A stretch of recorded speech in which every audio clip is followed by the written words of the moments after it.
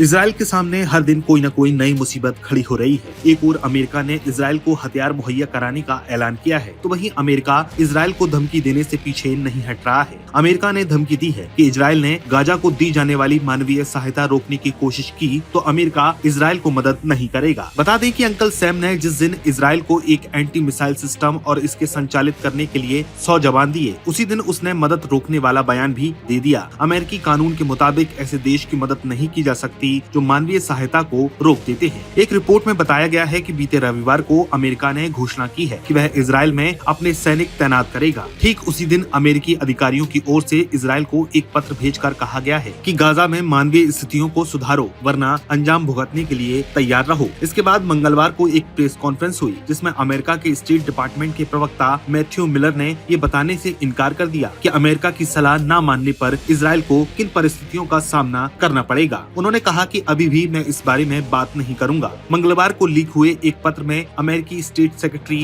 Antony Blinken और defence secretary Lloyd Austin की ओर से इसराइल के रक्षा मंत्री और रणनीतिक मामलों के मंत्री से कहा गया है कि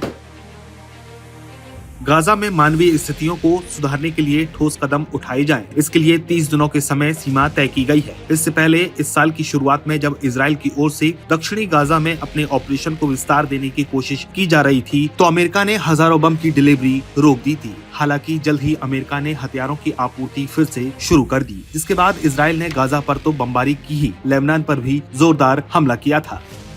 अमेरिका के स्टेट डिपार्टमेंट के पूर्व लीगल एडवाइजर ब्रियान का कहना है कि स्टेट सेक्रेटरी और डिफेंस सेक्रेटरी की ओर से संयुक्त रूप से हस्ताक्षर किया गया है और ये पत्र दर्शाता है कि अमेरिका इस मुद्दे को लेकर कितना चिंतित है। ये केवल एक धमकी मात्र नहीं है। अमेरिकी प्रशासन चाहे या ना चाहे, उन्हें वास्तव में तमाम कानूनी और रणनीतिक पहलुओं को ध्यान में रखते हुए फैसले को लागू करना ही होगा। इस बात का ध्यान रखना चाहिए कि इस पूरे विवाद के दौरान कई कानूनी स्टैंडर्ड्स थे, लेकिन बाइडेन प्रशासन ने उनको लागू नहीं किया। अब चूंकि अगले महीने चुनाव है और उत्तरी गाजा में राजनीतिक गणित बदल चुका है, इसलिए वे अंततः अमेरिकी कानून को लागू करने का फैसला कर सकते हैं। हालांकि ऐसा उन्हें काफी पहले ही कर देना चाहिए था। उन्होंने इस ओर भी ध्यान आकर्षित किया है कि 30 दिन की जो समय सीमा इसराइल को दी गई है वह अगले महीने होने वाले अमेरिकी राष्ट्रपति चुनाव के बाद खत्म होगी। इसलिए उन्हें ऐसा महसूस हो रहा होगा कि प्रशासन के सामने जो भी राजनीतिक रुकावटें हैं तब तक इनमें कमी आ जाएगी। अब 30 दिन बाद अमेरिका क्या कदम उठाएगा ये तो देखने वाली बात होगी, लेकिन फिलहाल अमेरिका ने अपना एडवांस मिसाइल डिफेंस सिस्टम यानी कि terminal high altitude defence system third को इसराइल की रक्षा में तैनात कर दिया है। ये सिस्टम रडार और इंटरसेप्टर के जरिए कम, मध्यम और इंटरमीडिएट रेंज की बैलिस्टिक मिसाइलों को पकड़ सकता है। बाइडेन का कहना है कि इस सिस्टम को इसराइल को बचाने के लिए लगाया गया है। वैसे भी इस सिस्टम को ऐसे वक्त में लगाया गया है जब अमेरिका ने घोषणा की थी कि वह अपने सैनिकों को इसराइल में तैनात करेगा। इस पर ईरान ने चेतावनी दी थी कि अमेरिका अपने सैनिकों की जान खतरे में डाल रहा है।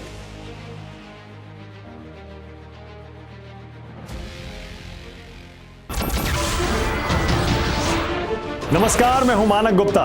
अगर आपको हमारा ये वीडियो पसंद आया हो तो इसे लाइक और शेयर जरूर करें और हाँ, हमें सब्सक्राइब और फॉलो करना ना भूलें ताकि आप देश और दुनिया की कोई खबर मिस ना करें। तो जुड़े रहिए हमारे साथ और देखते रहिए न्यूज़ 24।